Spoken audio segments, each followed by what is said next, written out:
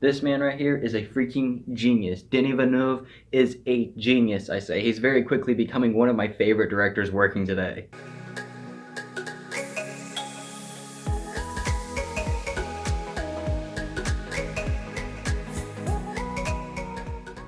So Blade Runner 2049 takes place 30 years after the original Blade Runner. It is in a world where there's replicants and humans. Replicants are basically robots, and the humans don't really look at them too favorably because they were originally made for slavery. However, they started making an uprising against the humans, so the humans started taking them out. And the people that take them out are Blade Runners. However, in the new Blade Runner movie, we learn that the new replicants are actually viewed as good and actually can obey the humans. However, don't go into this movie thinking it's going to be an action-packed movie. It's more of a mystery, and Officer K, played by Ryan Gosling, finds a secret about Harrison Ford that leads to him wanting to find Rick Deckard, which is Harrison Ford's character, and so that's basically this movie. I wanted to start this review off by saying, yes, you should go see the original Blade Runner before you go see the second one. I watched it for the very first time the day before I went and saw the second one, and I gotta say, it's really confusing. It really is. However, it's also really interesting. Like, the world that they set up, it's just really intriguing. I'm not exactly sure what it is about this world, but it just is. You can go read a summary over the first movie, and that will help you, because the events of the first movie do play a factor in the second one, actually a pretty good amount. However, just watching the first movie really helps you understand what the heck movie you're walking into, because the tone of the movie is pretty much identical to the second one. It's really amazing how well they were able to grasp the sequel. Now, like I said earlier, the first movie really sets up an interesting world. Even though the movie can be confusing, you're still intrigued by just the world itself. However, the second one keeps that intrigueness going, because with the advancements in technology that they use, you're just still interested in the world and want to see it grow even more. It's just really interesting. Now, the soundtrack and the visuals, they are amazing. Like, you can be sitting there during a scene and just think, holy crap, this is an awesome song for this scene. Like, it just truly matches the scene so great. And then the visuals, you're just like sometimes, dang, that looks good. Like, that's not real? Like, holy crap. Then I'm not really for sure what it was with their guns, but every time a gun was shot, I just felt so satisfied. The noise of it was so pleasing. I was just like, man, that sounds like it has a lot of power. Whew.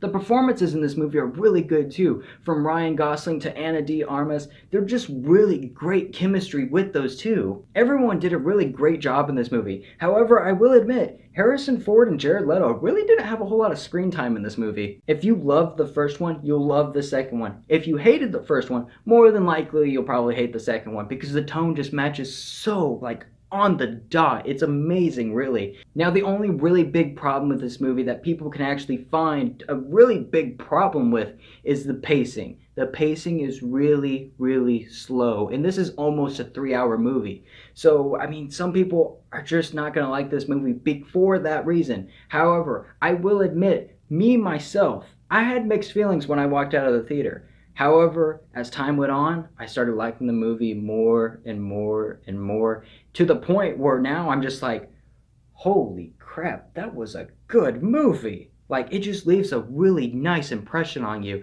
and it takes some time for it to grow, but man, the impression is deep. However, the pacing of the original was pretty bad too, so it's almost forgivable because it just matches up for a sequel. It really just feels like a legit sequel to Blade Runner, and an accurate one, a really good one. Even though I will admit it can affect your experience, and it did to me at first.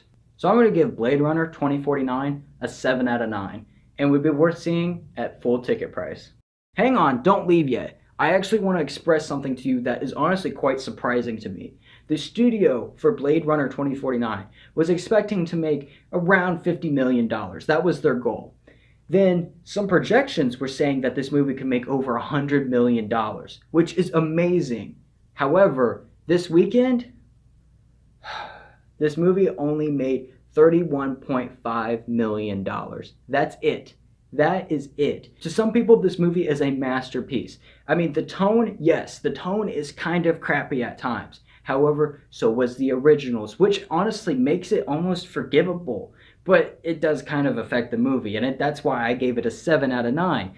I mean, that's why I thought it was okay at first, because it did kind of ruin the movie for me. However, that impression really leaves a mark on you, and that's why I bumped it all the way up to a 7, which I don't think I've ever bumped a movie up 2 scores before, because this impression is really great. But basically, what I want to get at is that you should go see this movie. Go see it, support it. I want to just go buy a ticket just to support this movie. I don't necessarily have to walk into the theater. I just want to support this movie because it deserves it. This movie cost $150 to $185 million to make, and it only brought in $31.5 million in. It needs more support. It's a good movie. You should go see it. Watch the first one first, I will admit. If you don't care for the first one, then don't go see the second one. However, if you at least thought the first one was okay, which was my thoughts, then go see the second one, because it's worth it. It really is. So thank you all very much for watching this, and if you enjoyed this, please leave a like and subscribe to my channel to see more content like this.